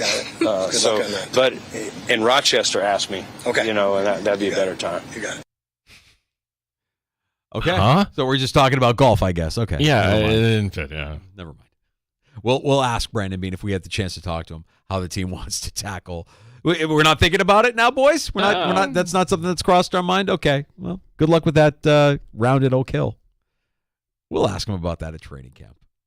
I don't know. It feels like something you don't want to really brush off, or maybe they already know what they're going to do and they just don't want to tell anybody. Yeah, where the Chiefs are saying, "Hey, we're going to put a safety back there and handle our kickoffs." Well, that's different. Maybe the Bills have a plan, and what purpose does that do with sharing that plan now? Yeah. Elsewhere, and then finally, I should point out, Sean McDermott also shared what his message was to the team as they conclude the mandatory portion of their off-season team activities. Obviously, a high percentage of new players, new faces. So we're the more reps we can get, the better. And listen, I would add, I appreciate the players' willingness and their attitude when they went out there. Not all teams are practicing on the third day of minicamp, and I appreciate their attitude. What's your message to the players as they leave the facility and welcoming them back 6 weeks from now at St. John Fisher? Yeah, I'll be ready to go. Make good decisions in the off season. The off season, I should say, this period of time, 4-week period of time, when they leave us to when they come back to St. John Fisher, and be ready to go, be in shape, and because it's going to be a challenging camp. He's accurate by saying 4 weeks, because even though we're out there on the 24th, we're hearing, remember, the rookies come in a week earlier. That is closed to the media. It's closed to the public. So they're coming in around the 17th. Elsewhere in the NFL, the Falcons got a slap on the wrist for tampering with their quarterback, Kirk Cousins, and also Darnell Mooney and Charlie Warner. 3 players. So they tampered with 3 players, according to this NFL investigation. That seems fairly severe. What does the NFL do? They take away a 5th-round draft pick and they fine the team $250,000. Wow, the NFL really likes Arthur Blank. That is not a deterrent for future teams to tamper. Now, it's an invitation. What are the differences between that and Miami losing a first-round pick because, well, you had this big old plan to hire Sean Payton, who you could have, and bring down Tom Brady? Well, I'll answer the question because Tom Brady was actually under contract at that point with the New England Patriots. So that's why you have the difference between a first and a 5th rounder. However, they have these guardrails in place when it comes to the free agency period. We like to joke, call it legal tampering, but the Falcons are pretty brazen about that right as soon as the season ended. And, Cousins let it slip that they had been talking all along. So to me, this just says, hey, you want your guy? We'll start talking in the back channels as soon as the season ends. Yeah, get to it when you can. By the way, the Eagles there was rumors that they were tampering with Saquon Barkley. Well, the NFL told the Eagles that their investigation didn't find any evidence to support that they were tampering or that the anti-tampering policy was violated. Nothing happens to the Philadelphia Eagles. They get their Saquon Barkley. They don't lose a draft pick. They can collect their $200 and pass go. So the NFL basically inviting other teams this upcoming offseason to tamper away. Go ahead, guys. The punishment is minimal. Feel free. Mm-hmm. We've got Game 3 of the Stanley Cup Final tonight in Edmonton. Alexander Barkov is going to go for the Panthers. It's going to be an electric atmosphere, as you would imagine, being north of the border. A different sort of intensity. And really, for the Edmonton Oilers, this is it. This is do or die. You're not coming back from a 3-0 deficit against the Panthers. Yeah, the storyline with the NBA Finals, the ratings are going to be bad. They just are. Like, you're not really, you know the outcome. Are you really sitting down on a Friday night? By the way, the Friday night, kind of like a dead night for television. That's going to end quick. I've got the same feeling with this series. I know tonight you're going to have this Edmonton fan base. Everybody's going to be whipped up. Florida is just that good. They are that good. And we haven't seen bad Skinner yet. Like, of the reasons why Edmonton lost the first 2 games, I don't know, like putting Stuart Skinner, like their goaltender, up top. He's got the potential here at some point to do that. So that's 8 o'clock tonight. I have a feeling tonight, first period, goals. I think you're going to see goals in the first period. I think both teams look to get off to a hot start, a lot of electricity in the building, a lot of energy. I have a feeling you see a little departure from what we've seen so far in this series where the under is hit with relative ease. Low-scoring affairs in games 1 and 2, and in this game with all of that energy in Edmonton, I have a feeling we'll see some goals early and often for Game 3 tonight. And you mentioned Game 3 of the NBA Finals last night. I mean, it was Luka. What's the Shakespeare? Thou thinks Luka protests thou, too much. Yeah, something like that. Luka was petulant. He was insufferable in arguing with the officials last night, looking for a call on every shot, fouling out. And in my opinion, he cost his team the game. Can't do it. You're Luka freaking Doncic. You're one of the best players in the game. You're the best player on that court. That's not your game. That can't be your game. And you cost your team Game 3. And if Luka's not there, they don't have a chance. Yeah. They don't have a chance, man. Boston's just too good. You say the Yankees don't lose. They may never lose again. They were getting no hit in the 7th. Yeah. That was a pretty quick turnaround. Anthony Rizzo with a homer. Good for him. We've got Soto with an RBI. The Yankees have taken the lead, 3-2 now in the bottom of the 8th again. I tell you, man, the way they dominated the first 2 games of the series against the Royals is like, it's almost boring. Like, can we get some excitement? Okay, you got it today. A little come from behind action when you were no. Oh, this would be a 4-game win here. So yeah.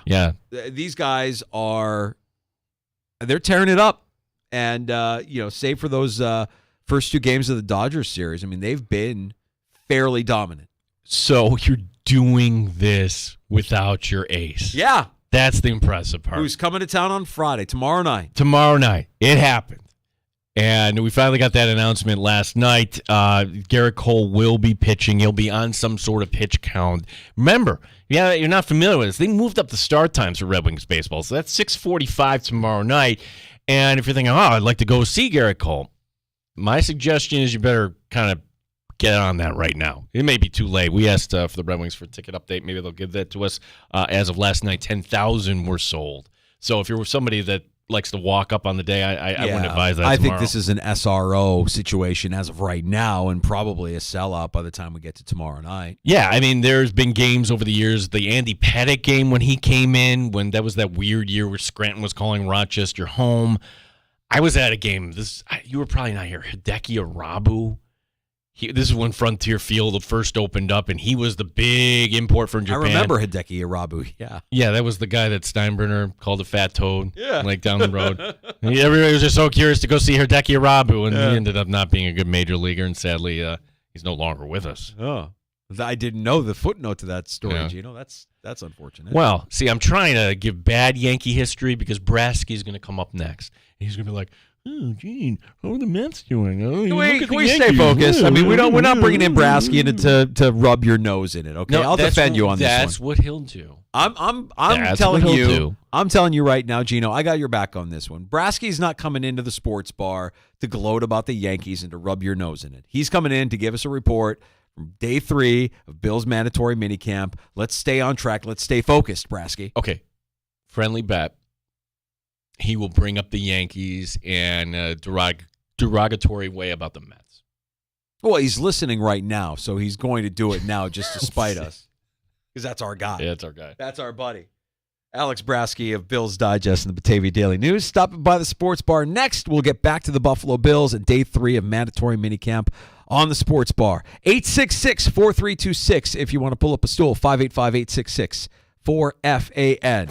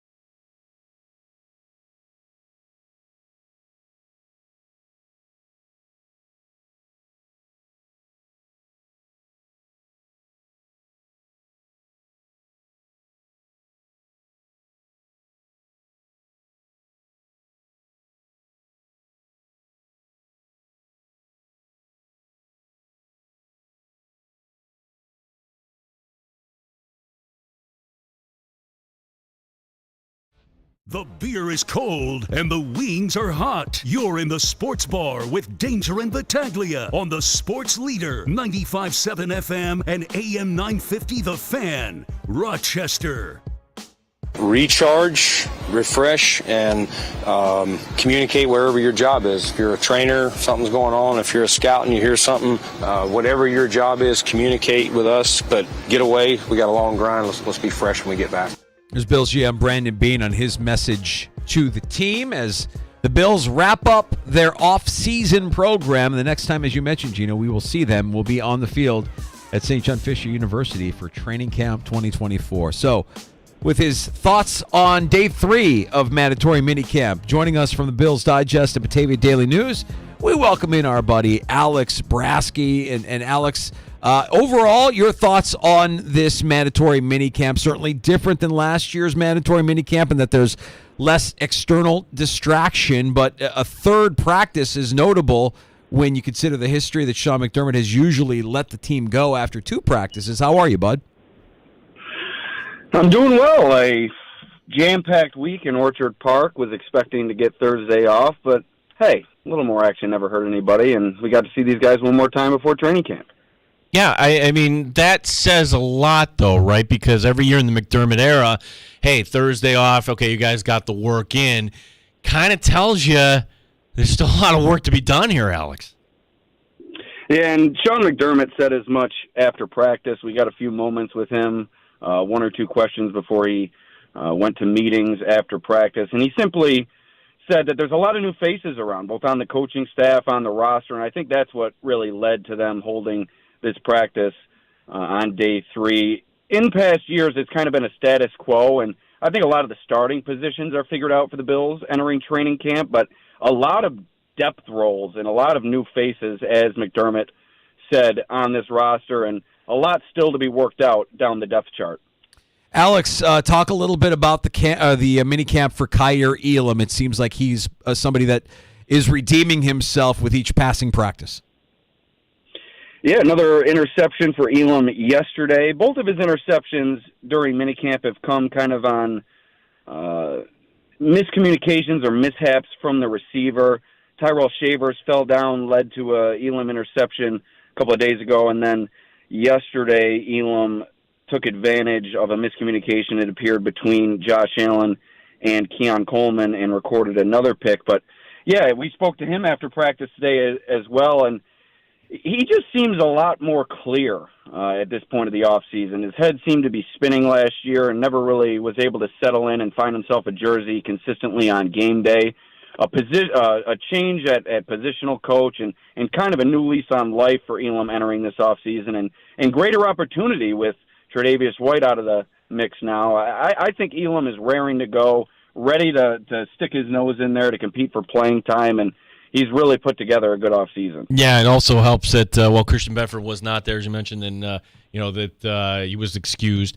Alex, tough question here, but I'll kind of paint this for you. Every year at Fisher, we have a player that creates buzz, a player that, maybe they're not a high draft pick, maybe they're not a high-priced person, but I'll give you a few examples. Sometimes we get excited about a player, and they do make the team, but I go back to a few years ago, Eddie Yarborough, a pass rusher who was out of the league a little after. But a couple years ago, it was a rookie, a late-round pick, Christian Benford, and then it was, around the beginning of training camp, like, wait a second, this guy may be, not only making the team, he may be a significant contributor. So my question is, who might that player be this camp that we're not talking about right now? I spoke about it with my coworker AJ Cebulski on the Right Here, Right Now Live Buffalo Football Talk podcast before I hopped on with you guys. Really one of the shining stars throughout OTAs and minicamp has been Zach Davidson, the tight end, second year, or I believe entering his 3rd year in the league. But either way, kind of a guy under the radar, behind Dalton Kincaid, Dawson Knox, and Quentin Morris at this point in the pecking order in the tight end room. But he's caught a number of touchdown passes. He brings great energy on the practice field. After a couple of his touchdowns this week, after one of them he was twerking, and then today he threw in the lawnmower celebration. So just great energy from this guy, and he's really added to that energy with some production on the field throughout off-season activities.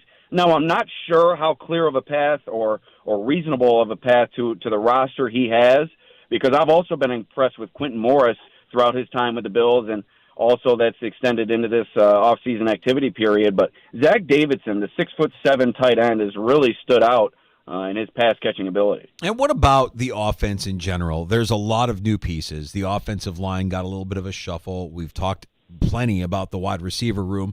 Josh Allen is the constant. James Cook is the constant. But we heard reports that practice number 1 this week was anything but ideal, pretty sloppy on Tuesday. Yeah, for sure. They reined things in yesterday. It was a really, really good practice for them on Wednesday. A few deep balls were connected between Josh Allen and KJ Hamler, and then Brian Thompson caught a ball down the field. I think I'm leaving one out there, but I thought Wednesday was the best practice from the Bills in quite some time, maybe since the first day of OTAs.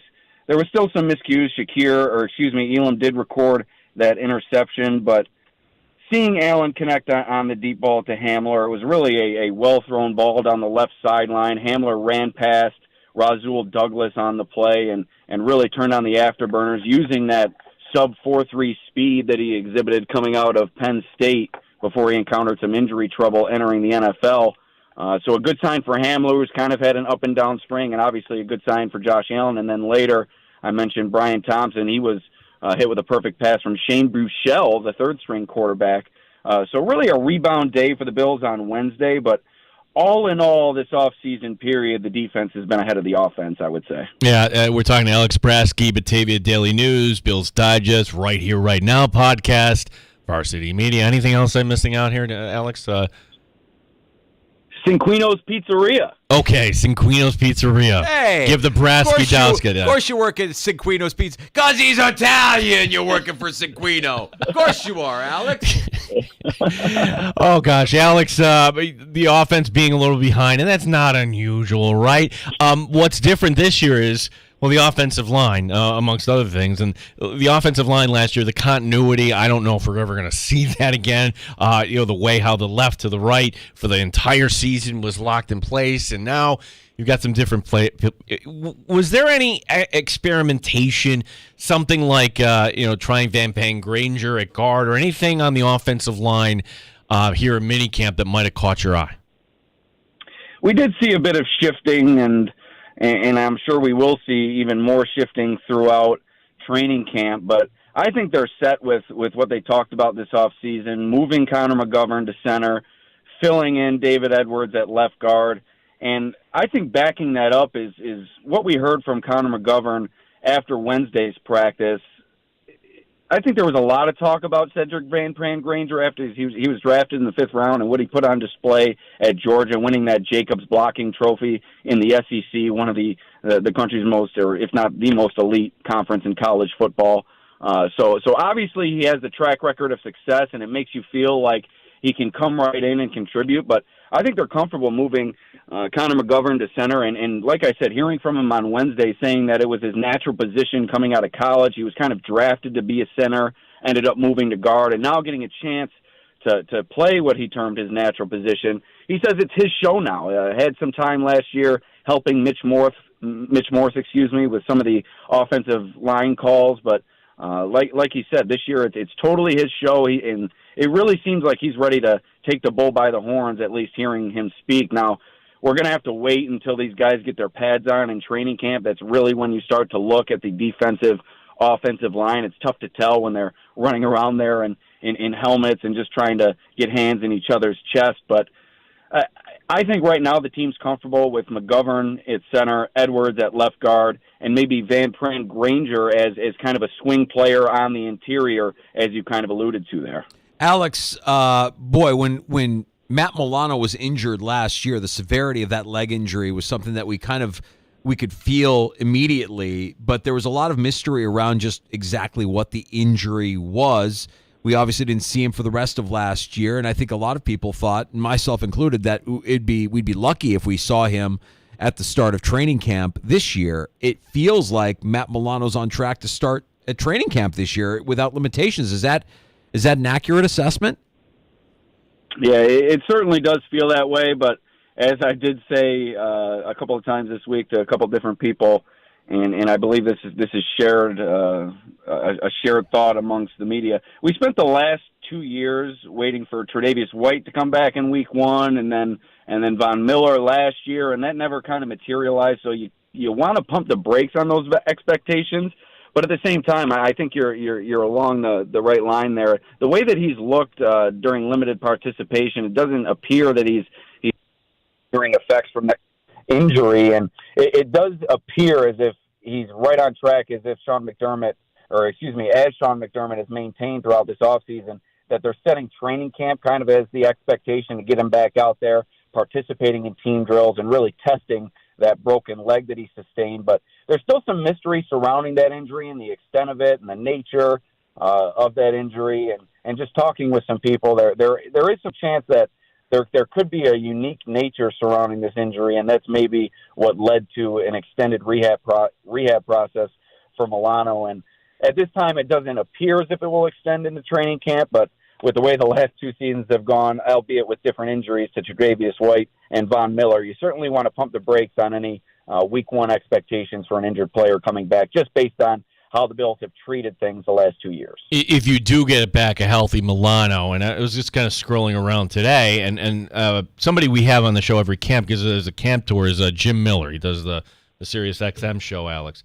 And he ranked the best linebacker groups in the league, and number 1 is Washington. And quite frankly, I don't know much about Washington. San Francisco 3rd, Detroit 4th, New Orleans 5th. 2nd was Buffalo. Is it Terrell Bernard? Is it the depth? You don't hear people talking about the linebackers as much, but does that actually surprise you, number 1? Part 2 of the question, can this actually be the strength of that defense, that especially those 2 linebackers, Milano and Terrell Bernard?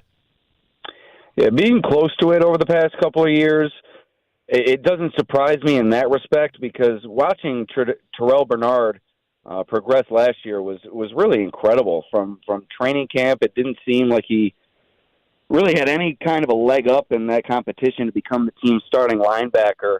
Really seemed like it was a product of Tyrell Dotson doing stuff to lose the job more so than Bernard to win the job. He obviously sustained the injury during the preseason, which held him out. So just watching him progress throughout the season and watching what he was capable of, even without Milano beside him in his first year in a starting role, I think the sky's the limit for this guy. He has All-Pro written all over him in his future, so it doesn't surprise me in that respect, knowing what Milano can bring back as well. But it does surprise me that somebody perhaps on the national scene is giving the Bills that level of respect, because you really haven't seen that from a lot of outlets since the end of last season. Everybody talking about Matt Milano and what his return to the Bills defense could mean, but not as many people talking about Terrell Bernard and what he meant to this defense last year in Milano's absence. And really what it comes down to with these 2 players is health. If they can get out there week 1 and remain healthy throughout the season and build that chemistry that we've heard Bernard talk about this offseason, says that Milano and he have worked vigorously this offseason, developing that communication, that chemistry, and making sure the 2 are kind of playing on a string, seeing the same thing out there. If they're able to put a full season together, which was taken from them last year with Milano's injury, not only is the sky the limit for Bernard, it's really the sky is the limit for this duo and this linebacker tandem. Alex, staying with the defense, and I know that Sean McDermott is going to tell you or give you an answer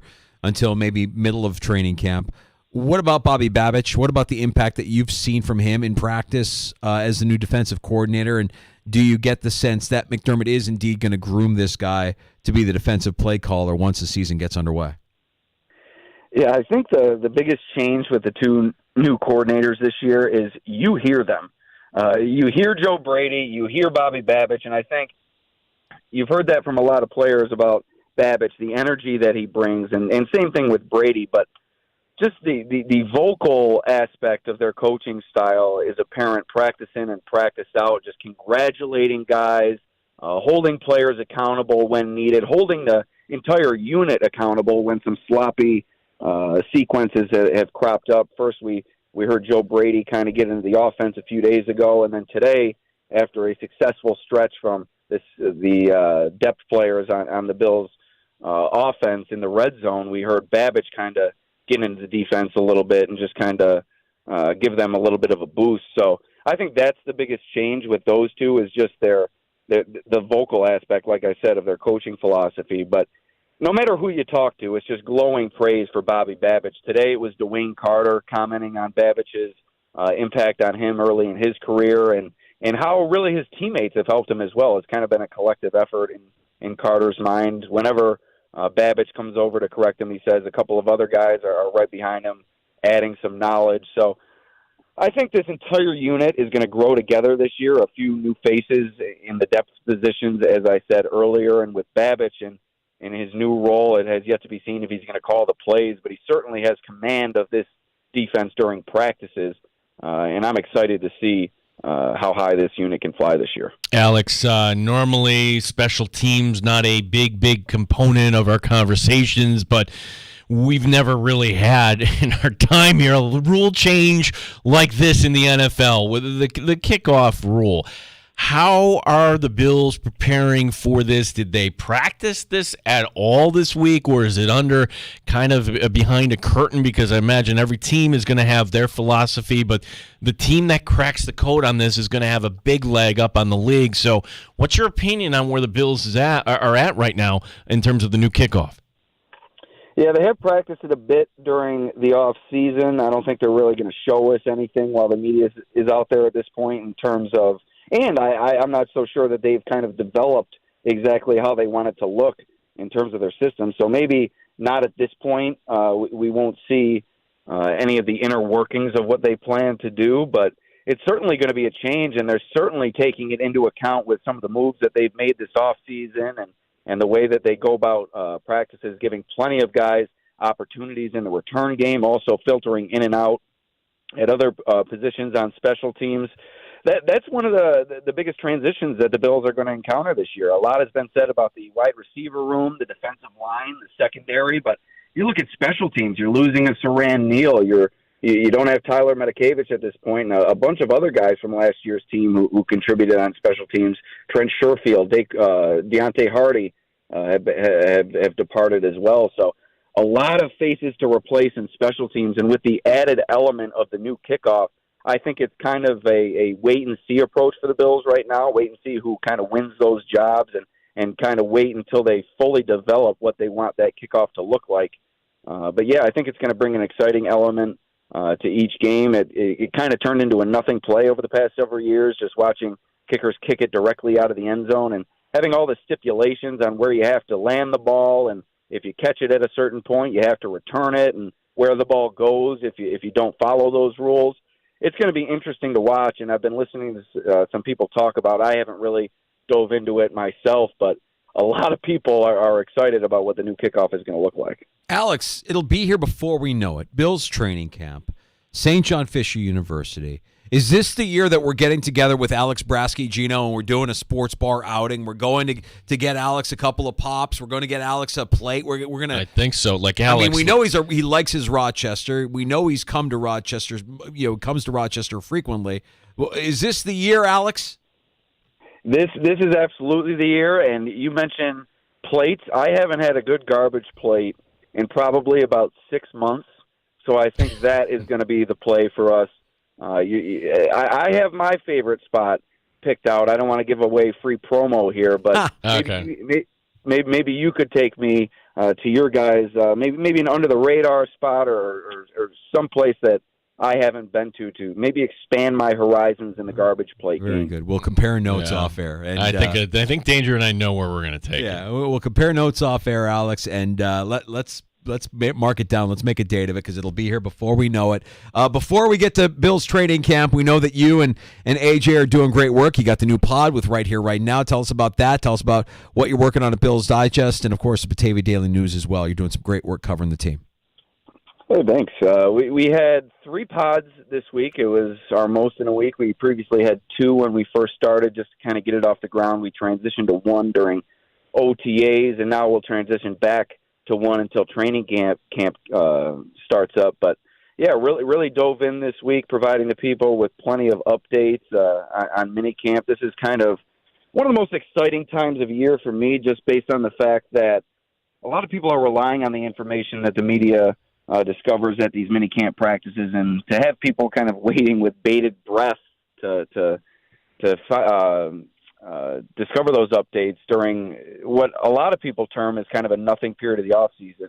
It provides you a good test leading into training camp and gives you kind of a good run through here before we dive into the nitty gritty of the season. But yeah, check out the Right Here, Right Now Buffalo Football Talk podcast, wherever you get your podcasts. Also the dailynewsonline.com. My takeaways articles from each day go up there as well.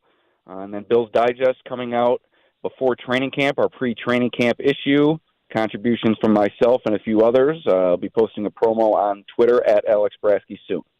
Alex, thanks for your time. Enjoy your summer. And look, if we talk Bills football with you between now and training camp, well, either the Bills have made a big move, which I don't expect, or something has gone wrong here. Right, and it's no mystery why you didn't bring up baseball during this conversation, right? No, we're trying to stay focused. We want to stay focused. Right. I knew we would do that. No, see, Gene, I got your back on this one. Alex, we brought you in here to talk about the Bills, not to be dominant about, talk about how dominant the Yankees have been and rub Gene's nose in it. We know you're. Oh, are the Yankees down again? Blew it. They blew lost. Oh. Alex, while we were on the air, the Yankees lose in the bottom of the ninth. Tread lightly, Gene. Clay Holmes blowing the game. Tread lightly, Gene. Yeah, I wouldn't go there, Gene. I just had to bring it up because it wouldn't be a call for me if I didn't kind of put the toe in the water in that respect with Gene. But I feel bad for my buddy over here, Alex. I mean, I started the show today asking about that new Mets prospect that threw out the first pitch at Citi Field last night. Grimace from McDonald's. So it's been a rough afternoon for our guy. We don't need to rub his nose in it anymore, buddy. The Yankees are dominant. They're playing unbelievably, even though they lost today. It's got to be a fun ride. We'll by the time we get to camp, we'll be talking more about that too, I'm sure. All right, fair enough. Thoughts and prayers, Gene. Thank you, Alex Brasky, Batavia Daily News, Bills Digest, joining us in the sports bar. Love our conversations. Good little recap there on mandatory minicamp this week. 3 practices, which is of note because traditionally McDermott lets them go after 2. But they needed to get the work in. They got a lot of new faces, and I think that's telling. I think it's telling that they needed a 3rd practice. That was a little misfitting of me to get excited about the Yankees losing in the bottom of the ninth. Tread lightly. Don't get excited. Just report the facts. Oh, my God. They lost. They had a lead, and they blew it. They came from behind, had a lead, and they blew it. I mean, don't talk about the fact that they were dominant earlier in this series. Like, almost boring. But the excitement in this afternoon's game at the Kauffman Stadium. Chances, odds that we'll get as a guest for the Buffalo Bills during training camp, tight end Zach Davidson. 2 to 1. I want to believe we're past that. I mean, we'll get the guys that have a story. If Zach Davidson is on with us, you know who I'd be nervous to be? Dawson Knox. That's who I'd be nervous to be. Nah, Quentin Morris. Yeah, I think Quentin Morris has a lot of value to this team. I mean, Dawson Knox is safe as a kitten. He's Josh's friend. He's buddies. His play hasn't declined. You're looking at the number there, but we've already had the bloodletting here. Yeah, I want to believe we're past that. The 4th string tight end is a guest, but maybe he has an interesting story to tell. We'll have the wrestler. I mean, Gable Stevenson feels like a lock. Yeah. That feels like a lock. Yeah, we have to. That'll be one day knocked out of the books. Gable Stevenson will be the interview that allows Bill's PR to tell us, that's our guy today. Sorry we couldn't get you Josh. We're spoiled. We are. We had Josh last year. We're spoiled. Yeah. We are. If we get him again this year, that would be fantastic. But we are spoiled. It's a lot of fun being there. It's a lot of fun talking to the players and the coaches and the media members and Brandon Beane. And hopefully you guys enjoy it as much as we do, because it's such a great experience being behind the curtain there and seeing how this team comes together before the season gets underway. Yeah, I love the fact that event comes to Rochester, and we should be getting info on the dates here soon. Normally, that's the way it works. I would predict, actually, that's tomorrow. Here's what's next, everybody. We have happy hour next in the do. sports bar. And we'll get to a round of shots coming up as well. Last call at 866-4326. Lots to get to today. We have a series in the NBA Finals. It looks like it's going to come to a conclusion tomorrow night. We have a Game 3 in the Stanley Cup Final tonight in Edmonton. And we've got plenty to get to from Buffalo Bills. Practice 3, mandatory minicamp. That's all coming up here on The Fan. You're listening to the Sports Bar with Danger and Battaglia. 95.7 FM and AM 950. The Fan, Rochester. Odyssey has sports for every fan. Keep up with your favorite teams from across the country and get the inside scoop from experts. AUDACY. Odyssey. Come celebrate the Vision Class of 2024 during Nissan's Stula Summer Sales event. It's your chance to graduate to a brand new vehicle. Lease the new 2024 Sentra S for just $169 a month for 36 months. Just $169. So come celebrate the class of 2024. Call 1-888-747-0516 for details. Then follow your heart to save. Vision Nissan in Webster, Greece, and Canandaigua. With Tim Hortons 2 hot breakfast sandwiches for $6 deal.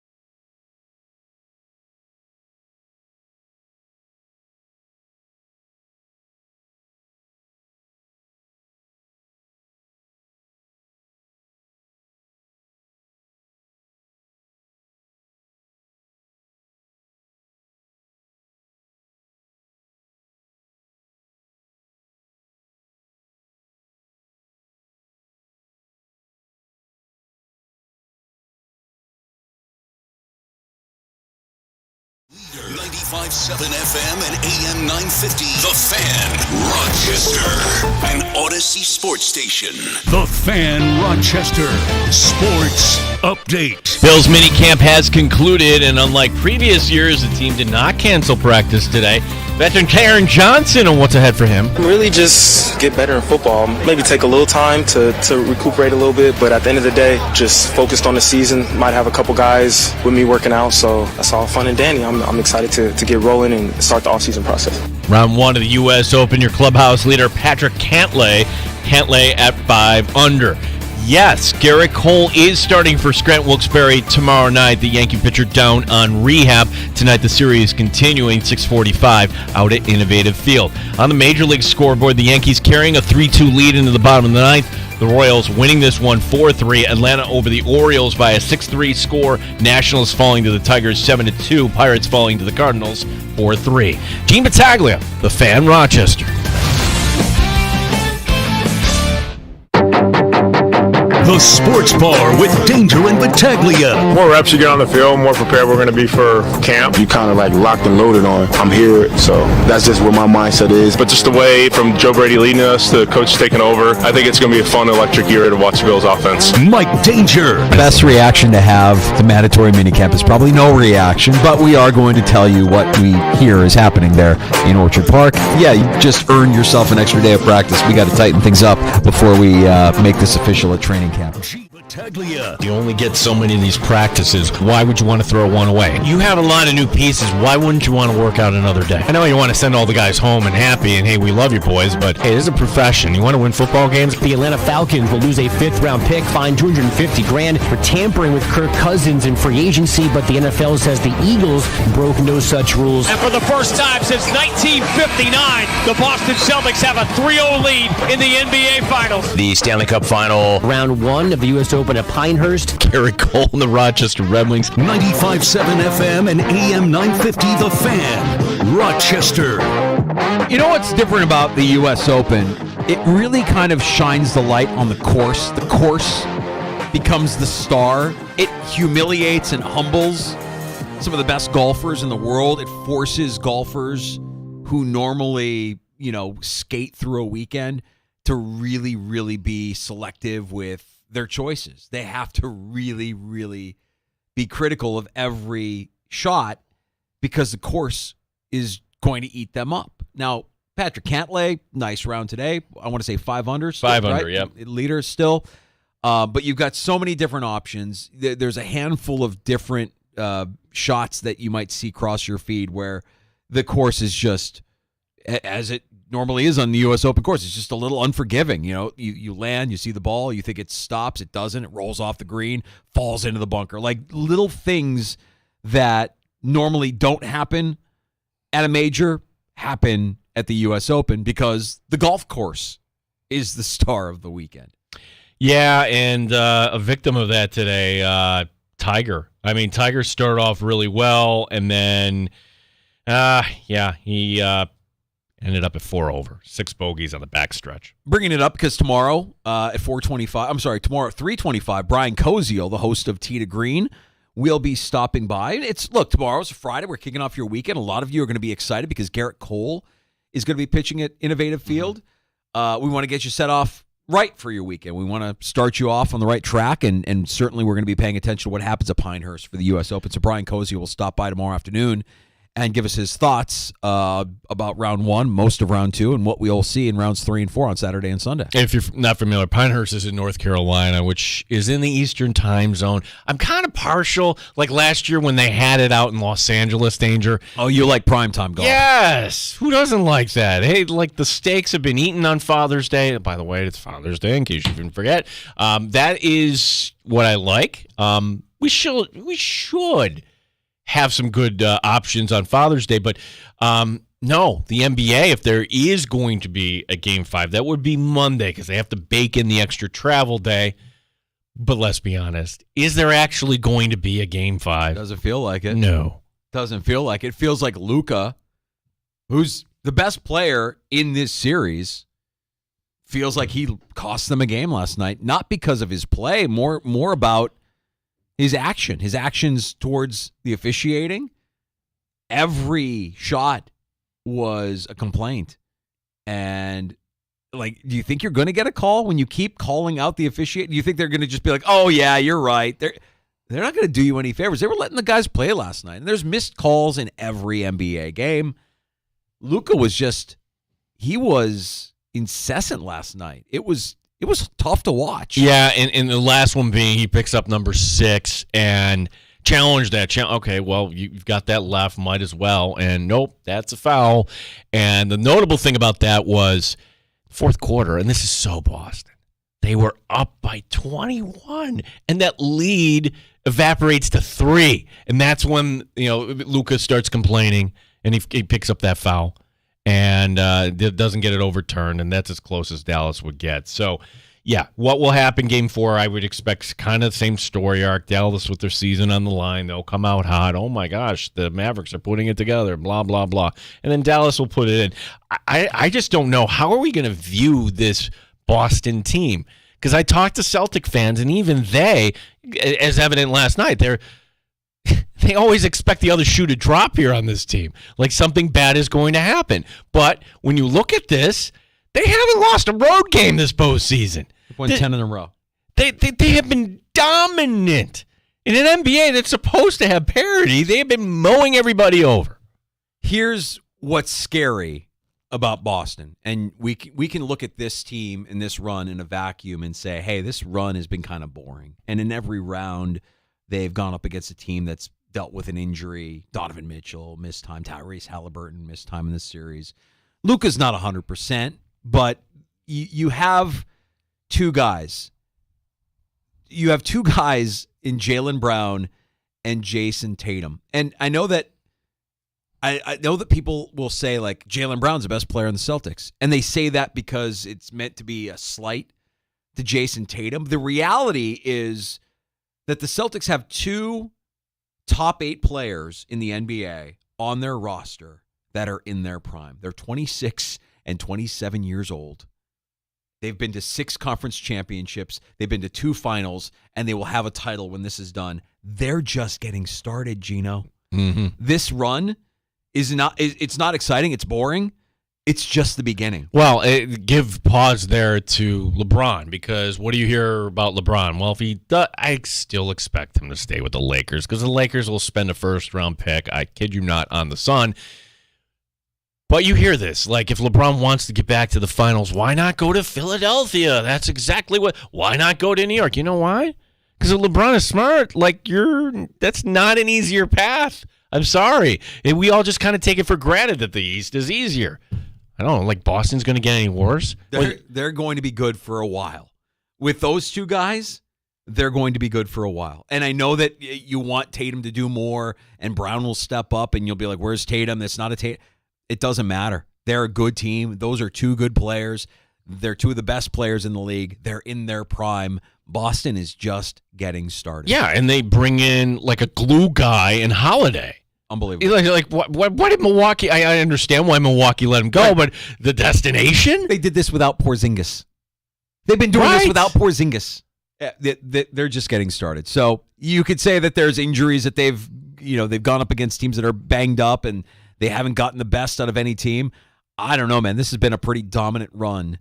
10 wins in a row, 2 losses this postseason, and 2 guys that, if they're on that team together, they're going to win more than one. They're going to be a problem in the East for years to come. Meanwhile, the Lakers, one quick note, interviewing today for the job of head coach, J.J. Redick. Sure.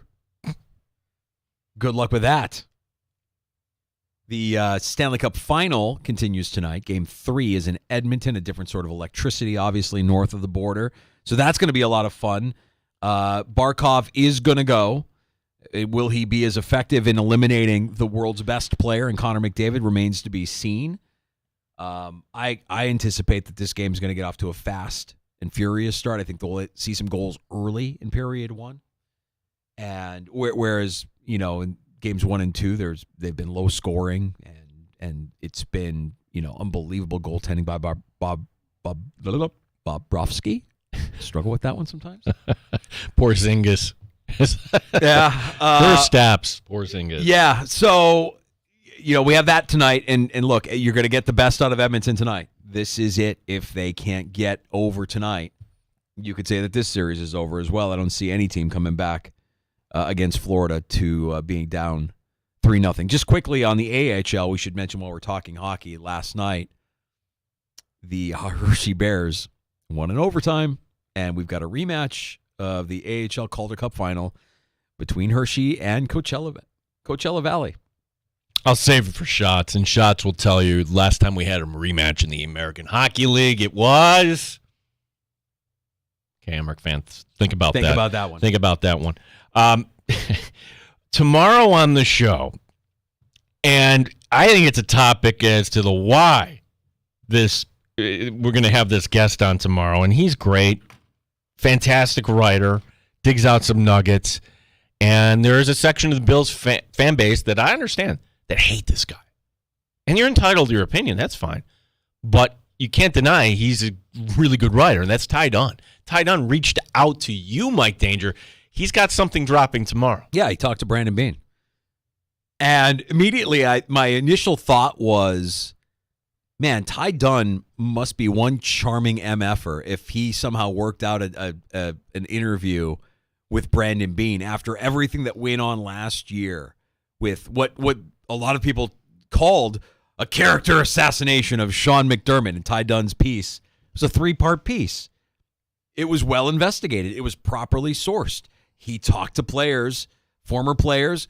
He talked to former staffers. He talked to everybody that he needed to talk to for the piece to put together a piece that did not paint a very flattering picture of the Bills head coach.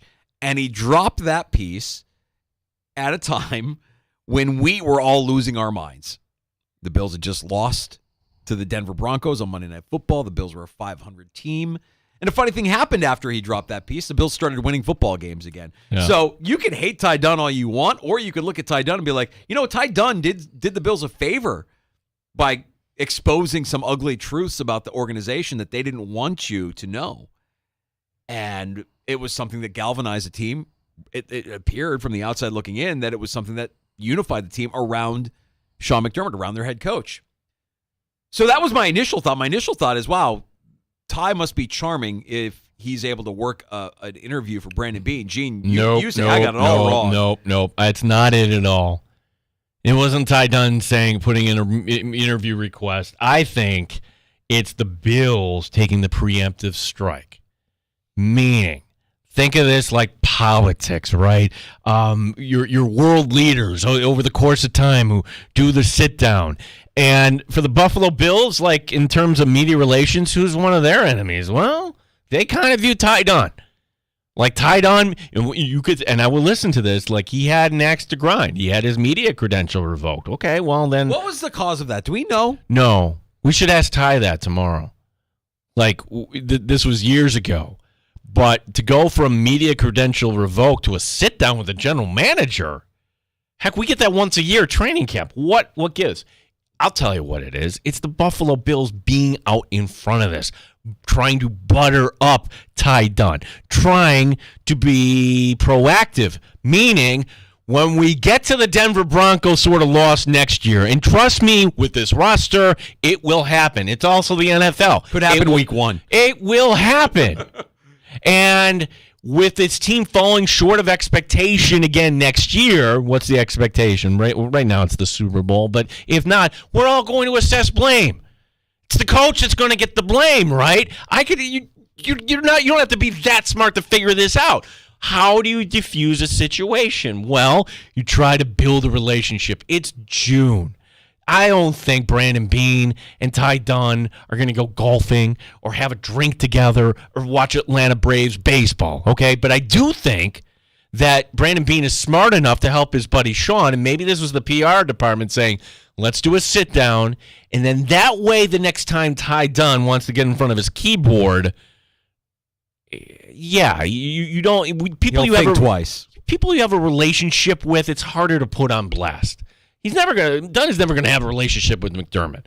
McDermott is not into doing the sit downs and everything else. And quite frankly, as a head coach, you don't want him to do that. You want him to focus on other things. Brandon Beane is a politician. Brandon Beane, if he wanted to run for office, I think he would win a lot of offices. I think he's that smart and smooth. Brandon Beane spoke to the media today as the Bills concluded the mandatory portion of the OTAs here, the mandatory minicamp, 3 practices this week. And the next time we see them on a practice field will be at St. John Fisher University for Bills training camp. Talking a little bit about how the team has grown over the course of this offseason. It's good to see, Mitch Trubisky getting a chance to run with the ones a little bit, lead those guys. I thought he had some really good drives. Him being here a couple years back, bringing him back on and just seeing him reacclimate. But a lot of young faces, a lot of new faces, some guys, obviously rookies trying to make a name for themselves, but some vets that have bounced around.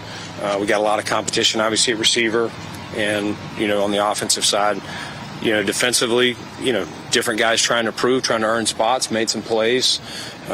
It's funny, you got all different categories of established players that were paid or drafted in certain areas that are trying to establish themselves, and then new guys on this team trying to learn and make sure they know what to do when they get to training camp.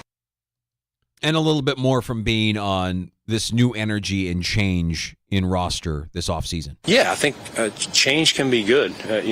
Sometimes people are resistant to change, and naturally so. A lot of the things that we've been able to do, we've had success, so why are you changing it? But it's the nature of the business. You always want to stay a step ahead, and this is a new team. Every team's a new team, but this is truly a lot of new faces. As I said before, some players coming from other teams that have had success, or maybe things didn't work out as well, and we've got a fresh opportunity for them to reestablish themselves. So, as always, it's been a good spring.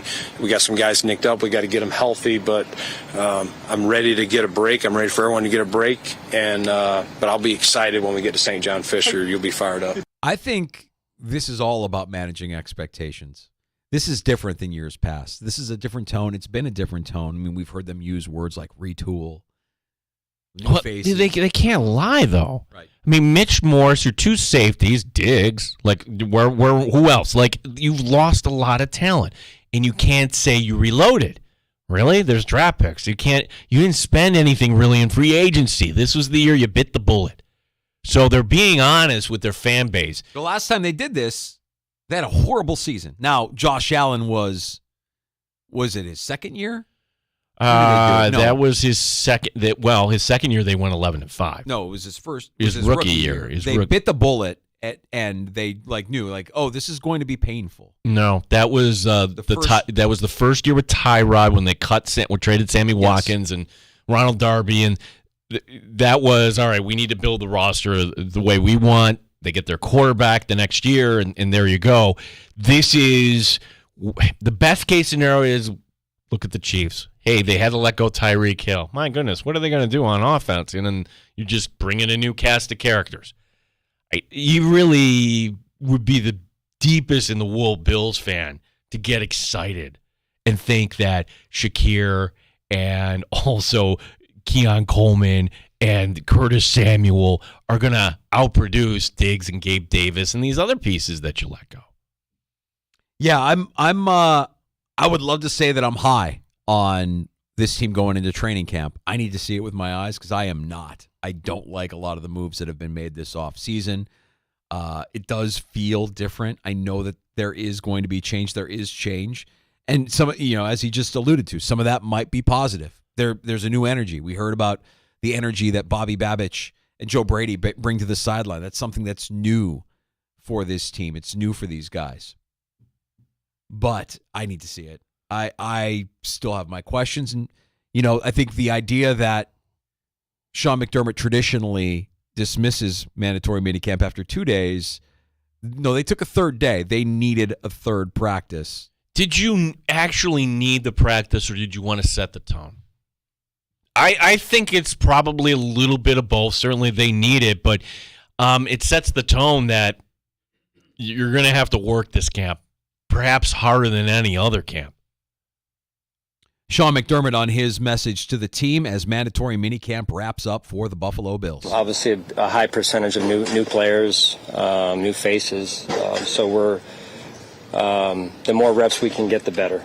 And listen, I would add, I appreciate the players' willingness and their attitude when they went out there.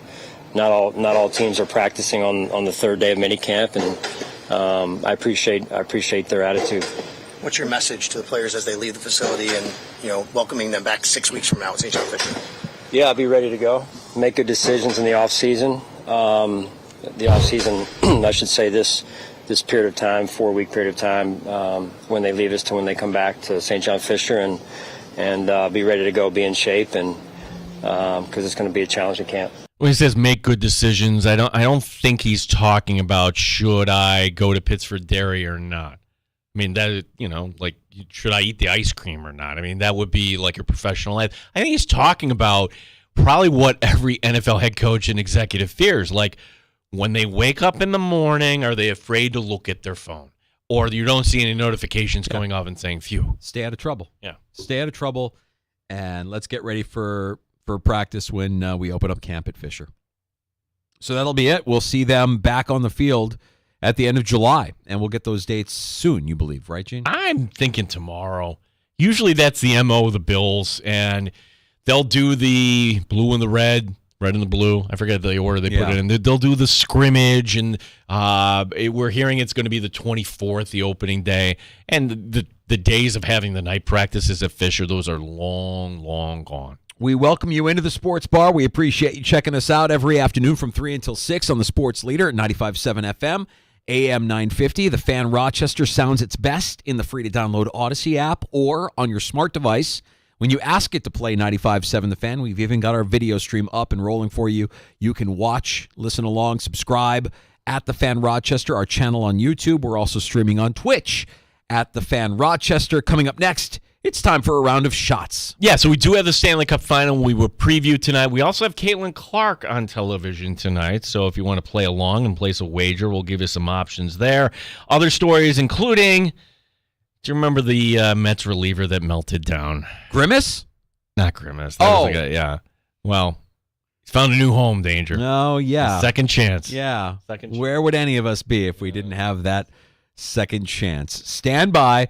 A round of shots coming up, and if you want to get in, last call is on the way as well at 585-866-4FAN, 866-4326. You're listening to the Sports Bar with Danger and Battaglia on 95.7 FM and AM 950, The Fan Rochester. The new Yamaha jet boats are at the region's exclusive dealer of Yamaha boats, McMillan Marine. World-class boats, world-class service, world-class dealer.